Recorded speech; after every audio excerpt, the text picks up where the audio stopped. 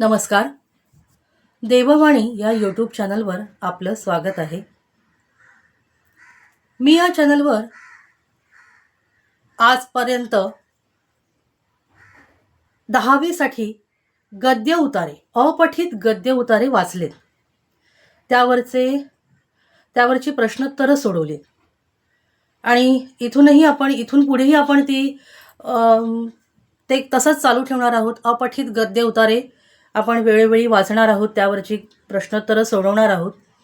पण त्याचबरोबर आपण पठित गद्य उतारे म्हणजे थोडक्यात तुमच्या धड्यांवरचे प्रश्न जे आहेत तर तेही आपण वेळोवेळी सोडवण्याचा पुढे प्रयत्न करणार आहोत इथून पुढे आजपासून.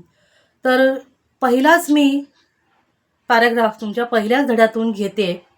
तुमचा जो पहिला धडा आहे पृथुवैन्यः आद्य कृषकः पृथुवैन्यः, तर त्यातला हा पॅराग्राफ आहे आणि त्या पॅराग्राफवरची ही प्रश्नोत्तरं आहेत. तुमची जी कृतीपत्रिका असते, तुमच्या एकूणच प्रश्नांचा जो आराखडा असतो, परीक्षेचा पेपरचा जो आराखडा असतो त्याला अनुसरून आपण प्रश्नोत्तरं सोडवण्याचा इथे प्रयत्न करू. नुसतेच धड्याखालचेच प्रश्न सोडवले असं न करता आपण तुमच्या परीक्षेसाठी उपयोगी तुम्हाला पेपर पॅटर्न किंवा तुमचा पेपरचा जो आराखडा आहे त्यानुसार आपण प्रश्नोत्तरं घेण्याचा इथे प्रयत्न करूया. तर पहिला पॅराग्राफ आहे सुरुवात भूपालः पृथुवैन्यः, अशी तुमच्या पहिल्या पॅराग्राफची सुरुवात होणार आहे आणि शेवट तत्प्राप्तुं यतस्व असा शेवट आहे. अर्थात मी टेक्स्टबुक पेज नंबर 6 असं लिहिलेलं आहे. तुमचं पाठ्यपुस्तकातलं पान क्रमांक 6 वरती तुम्ही हा पॅराग्राफ वाचू शकता आणि त्यावरचा पहिला प्रश्न आपण लिहितोय. उचितम कारणम चित्वा वाक्यम पुनर्लिखत. योग्य ते कारण शोधून तुम्हाला वाक्य पुन्हा लिहायचंय. हे महत्वाचं. पृथुवैन्यः स्वप्रजा दृष्ट्वा चिंताकुलः जातः असं वाक्य आहे आणि यतः कारण, त्याची 2 कारणं अशी आहेत की तस्य प्रजाजनाः परस्परं वादविवादं कुर्वन्ति. हे पहिलं कारण त्यांनी दिले आपल्याला. तस्य प्रजाजनाः परस्परं वादविवादं कुर्वन्ति. आणि दुसरं कारण तस्य प्रजाजनाः पशुवत् जीवन्ति स्म. तस्य प्रजाजनाः पशुवत् जीवन्ति स्म. तुम्ही पॅराग्राफ वाचाल आणि त्याच्यात तुम्हाला ते योग्य ते कारण कळेल. आपल्याला गोष्टही माहिती येते. तर अर्थात दुसरा जो पर्याय आहे तस्य प्रजाजनाः पशुवत् जीवन्ति स्म, हे कारण बरोबर आहे. यतः तस्य प्रजाजनाः पशुवत् जीवन्ति स्म. असं तुम्ही यतः नंतर ते कारण भरून ते वाक्य पूर्ण करायचं असतं. तस्य प्रजाजनाः पशुवत् जीवन्ति स्म. आपल्याला गोष्ट माहिती आहे, पृथुवैन्य राजा जेव्हा तो त्याच्या राज्यात भ्रमण करत असताना त्याला त्याची प्रजा पशुप्रमाणे जगते आहे असं दिसलं, निकृष्ट दर्जाचं अन्न खाते असं दिसलं आणि ते पाहून तो चिंतेने अतिशय व्याकुळ झाला. तर ही गोष्ट आपल्याला माहिती आहे, त्यामुळे आपल्याला हे योग्य तो पर्याय भरणं काही जास्त कठीण नाहीये. दुसरं वाक्य पृथुवैन्यः तिष्ठन्तु चारणाः इति राज्याभिषेक समये अवदत्.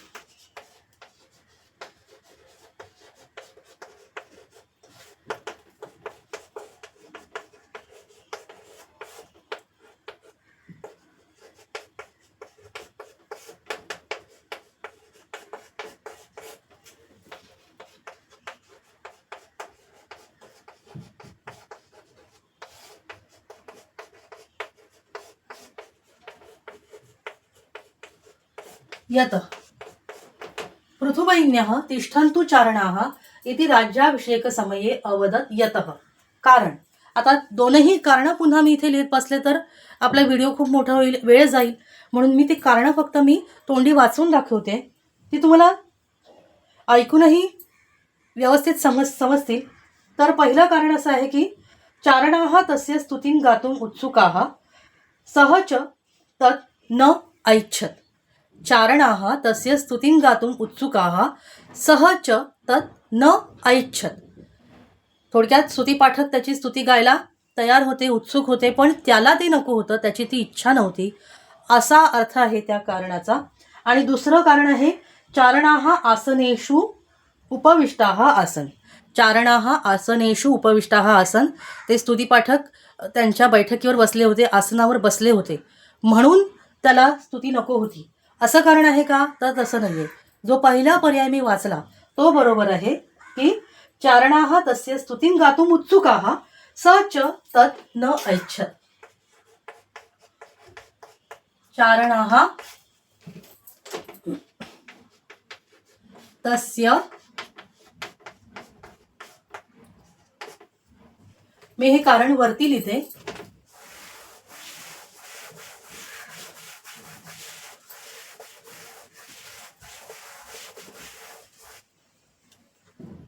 चारणाः तस्य स्तुतिं गातुम् उत्सुकाः.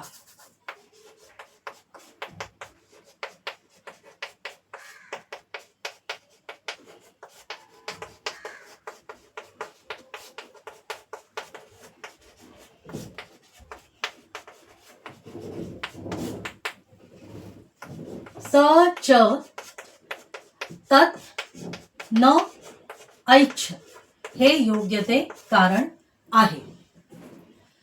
आता इथून पुढचा प्रश्न आहे याच्यानंतर की कह कम वदती.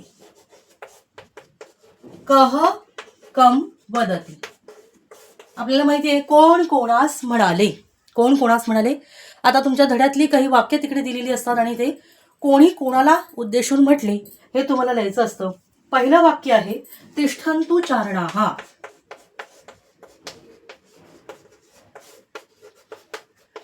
तिष्ठन्तु चारणाः असं हे वाक्य आहे. अर्थात तुम्हाला माहिती आहे हे वाक्य पृथुवैन्य राजा चारण म्हणजे स्तुती पाठकांना उद्देशून म्हणालेला आहे.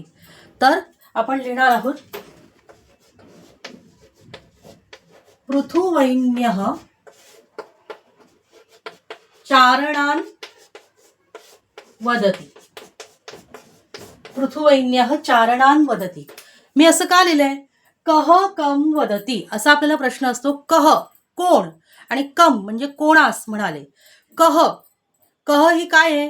किम सर्वनामाची प्रथमा एकवचन, हे प्रथमा विभक्ती आणि त्याचं एकवचन आहे. म्हणजे थोडक्यात जो म्हणालाय, जो बोलतोय ते वाक्य, तो आपल्याला प्रथमेत लिहायचा आहे आणि ज्याला बोलतोय तो आपल्याला द्वितीयेत लिहायचा आहे. त्यामुळे कह कम वदती. कह प्रथमा विभक्ती दिसते आपल्याला, कम द्वितीया दिसते. मग जो म्हणालाय, ज्याच्या तोंडचं हे वाक्य आहे, तो प्रथमा विभक्तीमध्ये पृथुवैन्यः आणि ज्याला म्हटलं जाते. आता इथे चारणान ही मी द्वितीया बहुवचन केलेलं आहे कारण चारण शब्द बहुवचनी आहे.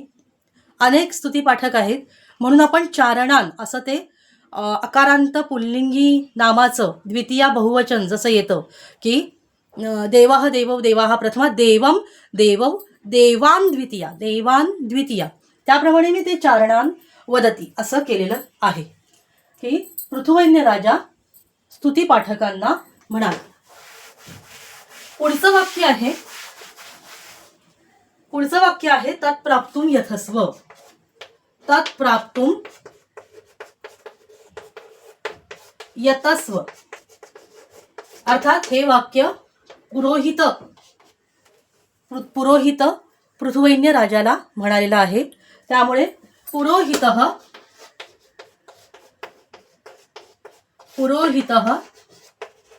काय ना, देवः देवौ देवाः प्रथमा, देवं देवौ देवान द्वितीया.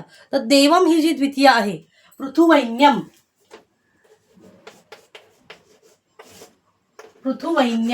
वदति. तिसरं वाक्य आहे स्तवनम तु ईश्वरस्य एव भवेत्.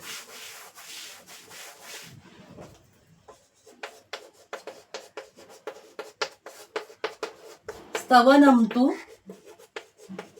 ईश्वरस्य एव भवेत्. हे वाक्य सुद्धा पृथुवैन्य राजा स्तुती पाठकांना उद्देशून म्हणालेला आहे. स्तुती पाठक जेव्हा त्याची स्तुती गायला उत्सुक होते तेव्हा तो म्हणाला होता की थांबावे, अहो स्तुती पाठक हो थांबावे. यावत मम सद्गुणाः न प्रकटी भवन्ति, जोपर्यंत माझे सद्गुण प्रकट होत नाहीत, म्हणजे मी काही चांगलं कार्य करून दाखवत नाही तोपर्यंत माझी स्तुती करू नका, असं त्याचं म्हणणं होतं. त्यामुळे स्तवनं तु ईश्वरस्य एव भवेत् हे वाक्य पृथुवैन्यः चारणान वदती असं येईल.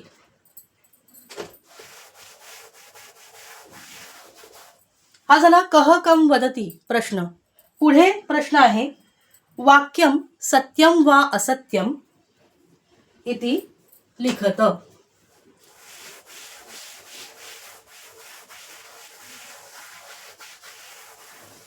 आता ह्या सूचना तुम्हाला सगळ्या मिळूनच जातील. तुमच्याकडे अनेक जुन्या प्रश्नपत्रिका वगैरे असतील आणि वेळोवेळी तुम्हाला ह्या सूचना माहीत असतात की त्यामुळे त्या सूचना मी इथे लिहित नाहीये.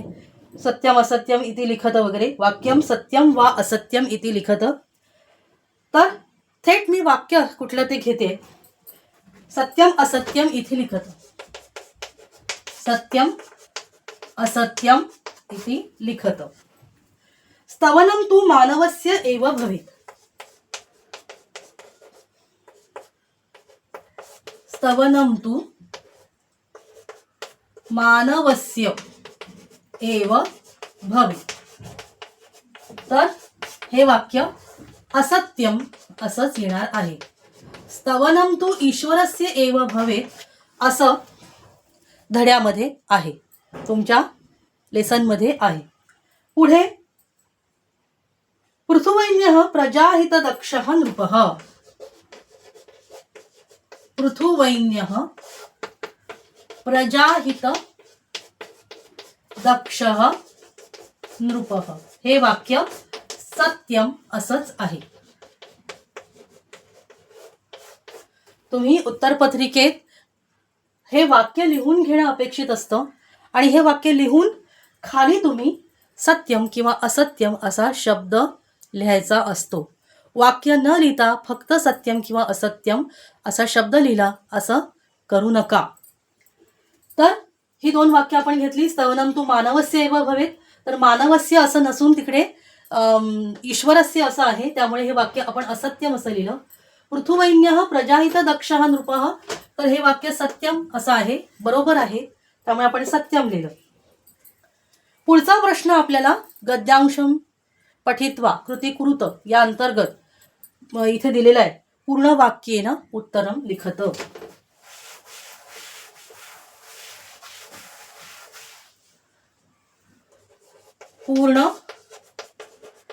पूर्ण वाक्येन उत्तरम लिखत. थोडक्यात मी त्या सूचना लिहिते. सगळ्या पूर्ण सूचना आपण लिहित बसलो तर मग तिकडे आपला वेळ जाईल. पहिलं वाक्य आहे पहिला प्रश्न आहे की चारणाः किमर्थम उत्सुकाः. चारणाः किमर्थम उत्सुकाः. उत्तर काय येणार आहे? तुम्ही पॅराग्राफ रेफर करताय, पॅराग्राफ वाचताय, पण पॅराग्राफ वाचायला इतका वेळ लावू नका की तुमचा तिकडे वेळ जास्त वाया जाईल किंवा तुम्हाला वेळ लागेल. पटापट तो वाचायचा आहे तुम्हाला, तरच तुम्हाला आणखी इतर पॅराग्राफ किंवा इतर सगळे प्रश्न सोडवायला वेळ मिळणार आहे. त्यामुळे वाचण्याची प्रॅक्टिस ठेवा. तर पहिला प्रश्न आहे चारणाः किमर्थम उत्सुकाः. चारणाः किमर्थम उत्सुकाः, ते स्तुतिपाठक कशाकरता उत्सुक होते.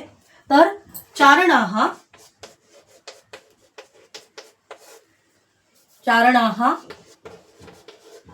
पृथुवैन्यस्य स्तुतिं गातुम उत्सुकाः, असं ह्या प्रश्नाचं उत्तर येईल.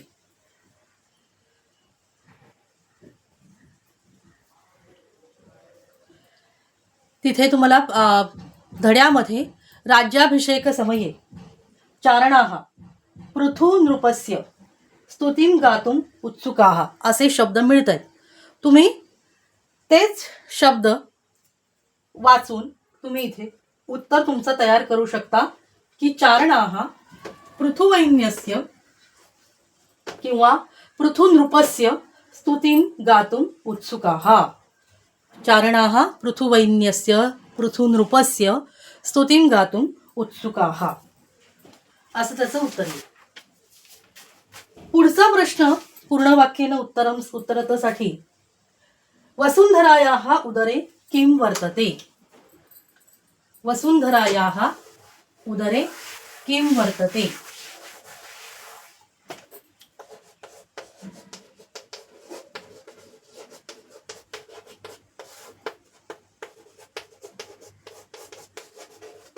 उदरे वसुंधरायाः उदरे किं वर्तते. वसुंधरायाः उदरे धनधान्यादि सर्वं वस्तुजातं वर्तते असं तुम्हाला तुमच्या पॅराग्राफमध्ये उत्तर सापडेल. जेव्हा तो पुरोहित राजाला सल्ला देतो की पृथ्वीच्या पोटात धनधान्य इत्यादी सगळ्या वस्तू असतात तर त्या सगळ्या मिळवण्यासाठी प्रयत्न कर असं तेव्हा तो सल्ला देतो, तेव्हा तिकडे ते शब्द आहेत धनधान्यादि सर्वं वस्तु जातं वस्तुतः वसुंधरायाः उदरे एव वर्तते. तर आपलं उत्तर कसं तयार होईल. वसुंधरायाः उदरे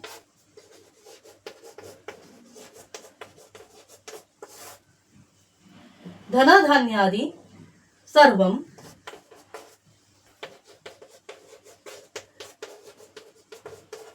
वस्तुजातं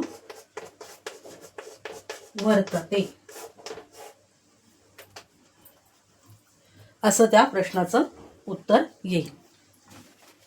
त्यानंतरचा पुढचा प्रश्न आहे राजा कदा स्तुतिपात्रः भवति.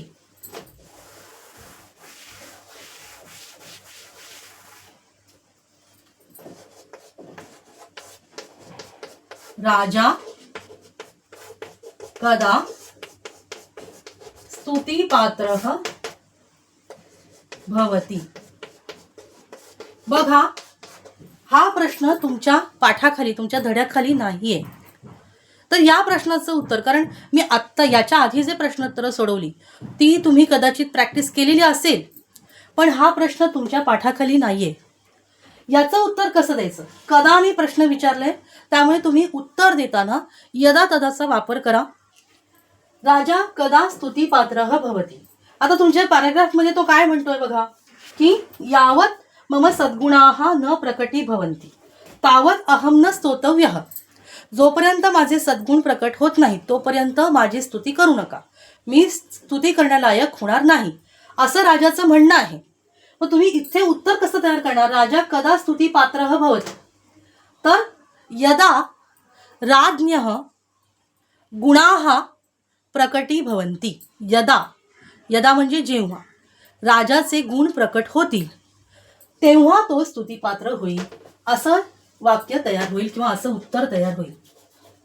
यदा राज्ञः म्हणजे राजाचे, किंवा तुम्ही इथे पृथु नृपस्य असं वापरू शकता. शक्यतो हेच जास्त बरोबर आहे. तर यदा राज्ञः गुणाः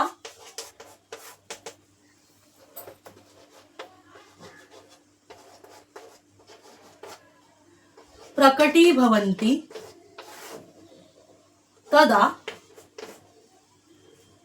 प्रकटी भविष्यन्ति असं करूया आपण. जेव्हा राजाचे गुण प्रकट होतील तदा सह स्तुतिपात्रः भविष्यन्ति भविष्यति असं होईल.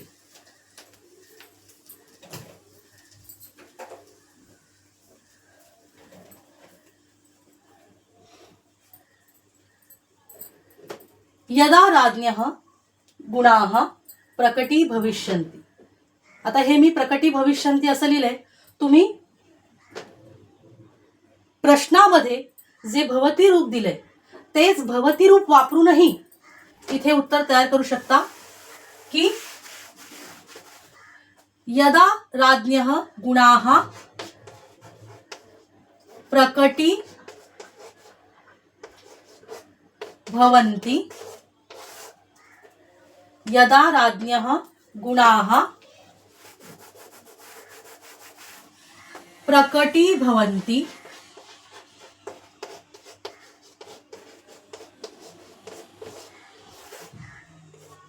तदा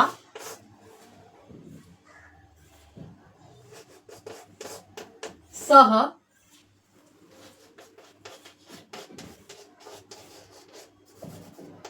स्तुतिपात्रः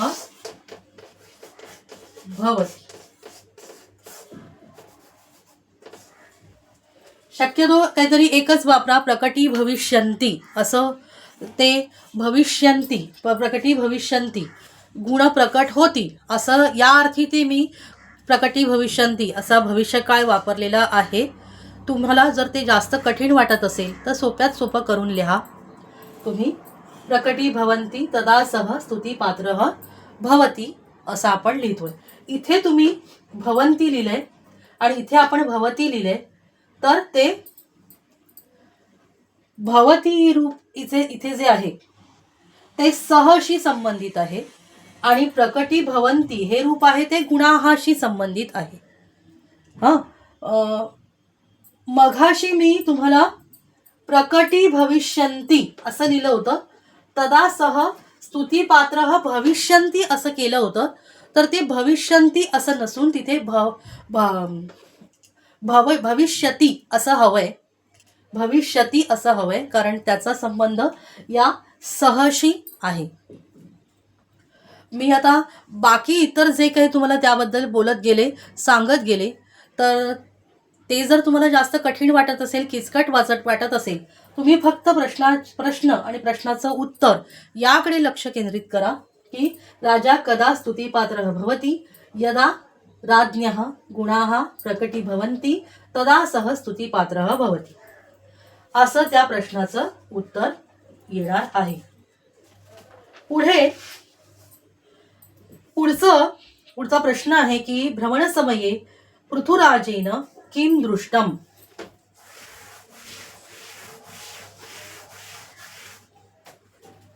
भ्रमणसमये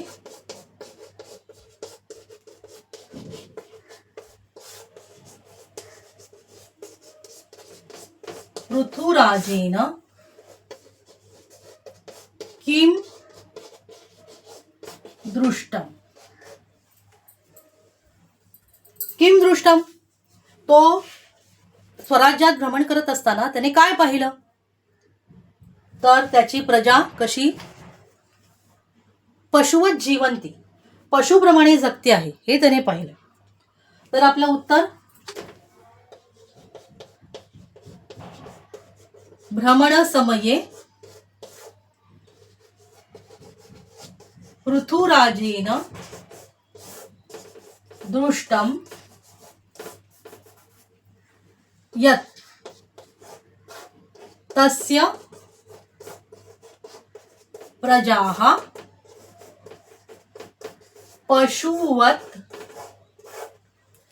पशुवत जीवंती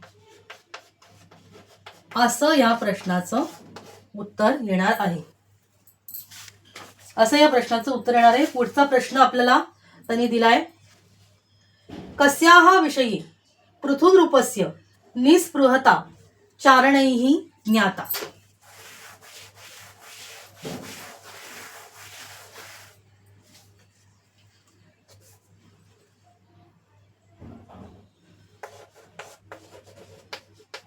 कस्याः विषये पृथुनृपस्य निस्पृहता चारणैः ज्ञाता. कशाविषयी निस्पृहता पृथुराजाची होती? तर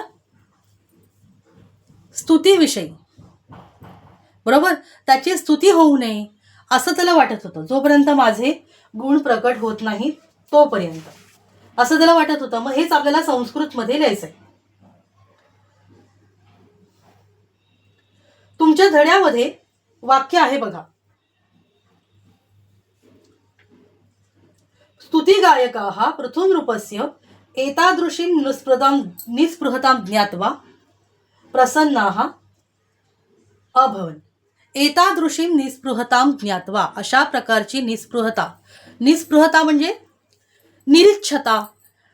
आपली स्तुती व्हावी, आपलं गुणगान करावं अशी त्याला इच्छा नव्हती. बरोबर. त्यामुळे आपल्याला इथे उत्तर कसं तयार करता येईल? कस्याः विषये पृथुनृपस्य निस्पृहता चारणैः ज्ञाता. तर स्वस्तवन विषयी असं आपल्याला तयार करता येईल. स्वस्तवन विषयी.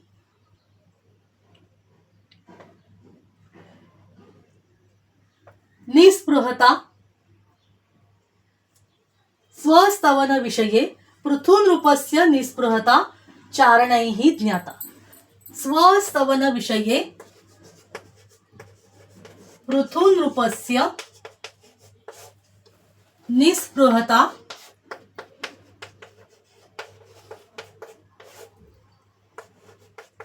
चारणैः ज्ञाता.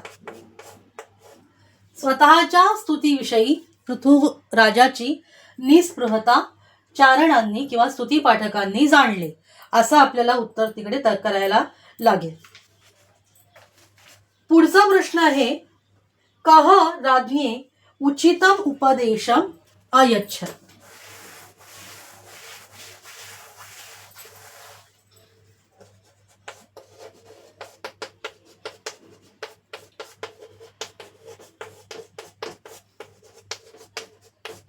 कः राज्ञे उचितम उपदेशम अयच्छत्.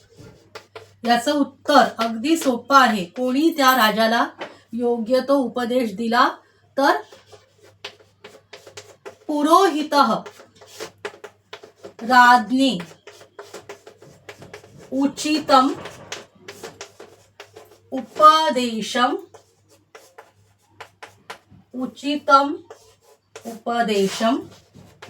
अयच्छत्.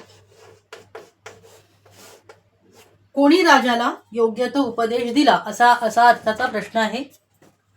पुरोहितः राज्ञे उचितम उपदेशम अयच्छत्. पुढचा आपण प्रश्न घेऊया. पृथुवैन्यः किमर्थं भ्रमणं कृतवान्.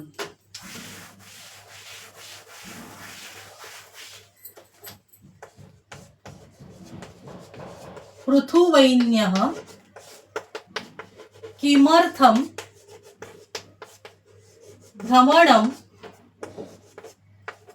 कृतवान्.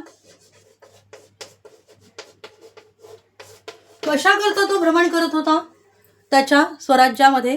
तर प्रजेचा हालहवाल कसा आहे, प्रजा कुठल्या परिस्थितीत आहे हे पाहण्यासाठी, थोडक्यात प्रजेचं क्षेमकुशल जाणून घेण्यासाठी तो भ्रमण करत होता.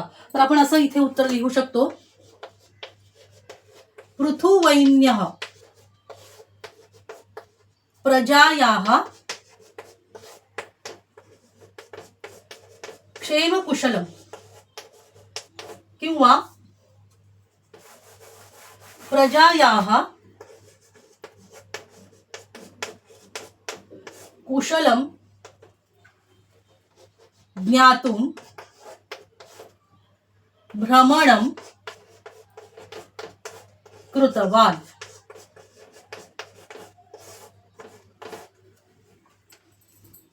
प्रजायाः कुशलम प्रजायाः कुशलं लिहा किंवा प्रजायाः क्षेमं ज्ञातुं भ्रमणं कृतवान. अशा अर्थी आपण तिथे वाक्य किंवा उत्तर तयार करू शकतो. पुढचा प्रश्न आहे कः राज्ञे एषः गद्यांशः कस्मात् पाठात् उद्धृतः असा प्रश्न.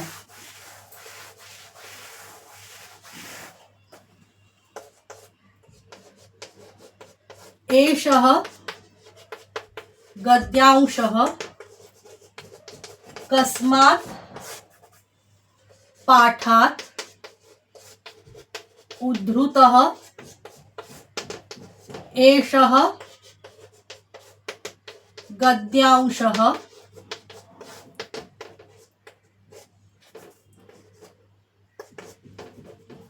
आद्य कृषकः पृथुवैन्यः पाठात उद्धृतः. असं ह्या प्रश्नाचं उत्तर आहे. हा प्रश्न तर सोपा आहे, तुम्हाला परिचित आहे. नेहमी अशा प्रकारचे प्रश्न तुम्हाला येत असतात. त्या धड्यांची नावं तुम्हाला अचूक लिहिता आली पाहिजेत अशी अपेक्षा असते. पुढचा प्रश्न, पुढची कृती 2 मध्ये त्यांनी आपल्याला गद्यांशात द्वे त्वांत अव्यये द्वे तुमंत अव्यये च चित्वा लिखत असं म्हटलं. अर्थात मी पूर्ण प्रश्न लिहित नाहीये. द्वे त्वांत अव्यये द्वे तुमंत अव्यये चित्वा लिखत असं त्यांनी म्हटलं. कृती 2 अंतर्गत द्वे त्वांत अव्यये द्वे तुमंत अव्यये. तर आता तुम्ही पॅराग्राफ वाचाल आणि त्याच्यात तुम्हाला ते सापडतील तर तुम्ही मला सांगाल. तुम्ही सांगाल म्हणजे तुम्ही ते वाचा आणि तुमच्या वहीत लिहून बघा किंवा लिहून ठेवा. मी नेहमी सांगत असते की संस्कृतचा अभ्यास तुम्ही नेहमी तुमची छान वही तयार करूनच त्याच्यात वेळोवेळी तुमचं लिखाण करूनच तो अभ्यास करायचा असतो. तरच तुमच्या ऱ्हस्व दीर्घाच्या चुकाही तुम्हाला टाळता येतात आणि त्यासाठी तुम्हाला लिखाण अतिशय महत्त्वाचं आहे.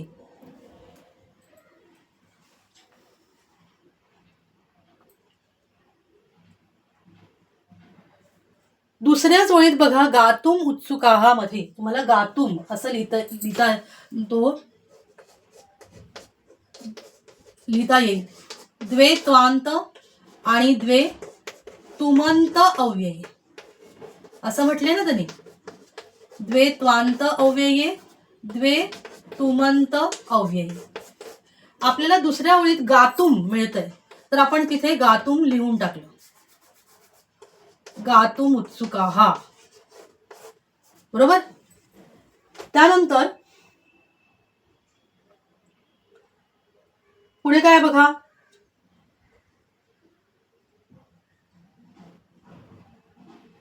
पृथून रूपस्य तुमच्या पॅराग्राफ मध्ये स्तुती गायकाः पृथून रूपस्य एतादृशीं निष्कृतां ज्ञात्वा. ज्ञात्वा हे तुम्हाला रूप मिळतंय ते त्वांत मध्ये तुम्ही लिहून टाकणार. ज्ञात्वा एक त्वांत मिळालं एक तुमंत मिळालं. आणखी आपल्याला शोधायचंय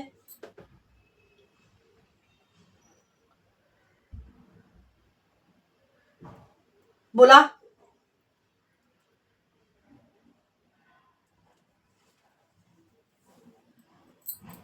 तुम्हाला सापडलं का? सगळ्यात शेवटी तत्प्राप्तुम यतस्व त्याच्यात तुम्हाला प्राप्तुम मिळतंय हो की नाही. त्यानंतर तद्दृष्ट्वा राजा चिंताकुलः जातः त्यात तुम्हाला दृष्ट्वा सापडतंय. तर दृष्ट्वा हे आपल्याला त्वांत मिळालं. त्यानंतर तत्प्राप्तुम यतस्व मध्ये प्राप्तुम मिळालं. प्राप्तुम द्वे द्वे असं लिहिलंय. द्वे म्हणजे दोनच तुम्हाला तिकडे त्वांत किंवा तुमंत शोधून लिहायचे. जास्तचं एखादं जास्तीचं मिळालं आणि ते तुम्ही तिथे लिहून ठेवलं तर उत्तमच. आपण इथे 2 ज्ञात्वा आणि दृष्ट्वा लिहिले. गातुम आणि प्राप्तुम 2 तुमंत लिहिली आहेत. या प्रश्नाचं उत्तर दिल्यानंतर पुढचा प्रश्न आहे, गद्यांशात द्वे सप्तम्यंत पदे चित्वा लिखत. द्वे सप्तम्यंत पदे चित्वा लिखत.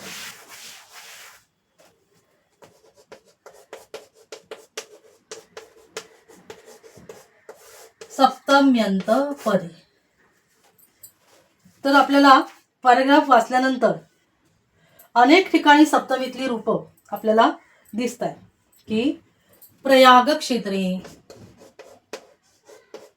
प्रयाग क्षेत्रे, राज्याभिषेक समये, राज्याभिषेक समये. पुन्हा आणखीन स्वराज्ये, स्वराज्ये, भ्रमण समये. ही आपल्याला सप्तमीतली रूपं पॅराग्राफ मध्ये सापडली. 2 लिहायला सांगितले. तुम्हाला एखाद दुसरा जास्तीचं मिळालं तुम्ही तिथे लिहून ठेवलं तर उत्तम. आता बघा, आपण आता पुढचा प्रश्न घेतोय तो विशेषण विशेष्याणाम मेलनम कुरुत. विशेषण विशेष्याणाम मेलनम कुरुत. त्यांनी आपल्याला विशेषणांचा एक स्तंभ दिलाय आणि विशेष्यांचा एक स्तंभ दिलाय. विशेषण आणि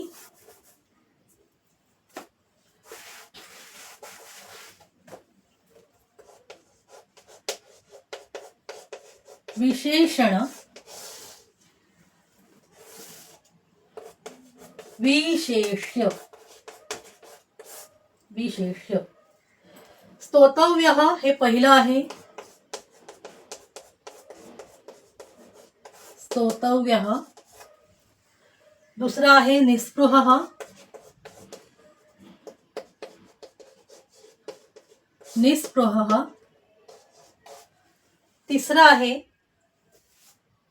अशक्ताः. ही विशेषण आहे. अशक्ताः आणि प्रसन्नाः आणि सर्वम. प्रसन्नाः हे चौथं आहे आणि सर्वम ही विशेषण आहे. आणि विशेषताने दिले प्रजाः, ईश्वरः,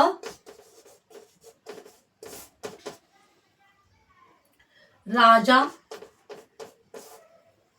वस्तुजातम,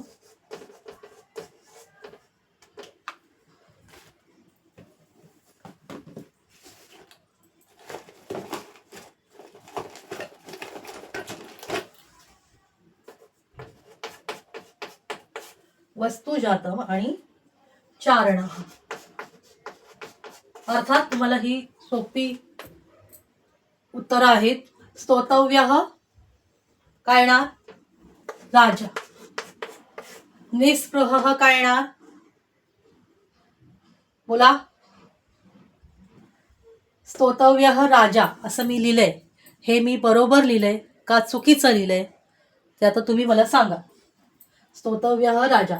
निस्पृह. जर मी इथे राजा लिहिलं तर निस्पृहला जोडी काय लिहिणार? बरोबर ना? कारण निस्पृह निरीच्छ असा कोण होता? कोण होता? खरं तर राजा. म्हणजे माझं इथे लिहिताना इथे राजा हे लिहिताना चुकलंय. बरोबर. मग स्तोतव्य कोण? कोण? ईश्वर. स्तोतव्य ईश्वर. निस्पृह राजा. अशक्ताः प्रजाः. प्रसन्ना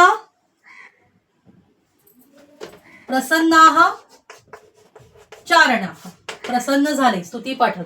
आणि सर्वं वस्तुजातम, सर्वं वस्तुजातम असा हा विशेषांवरचा प्रश्न आहे.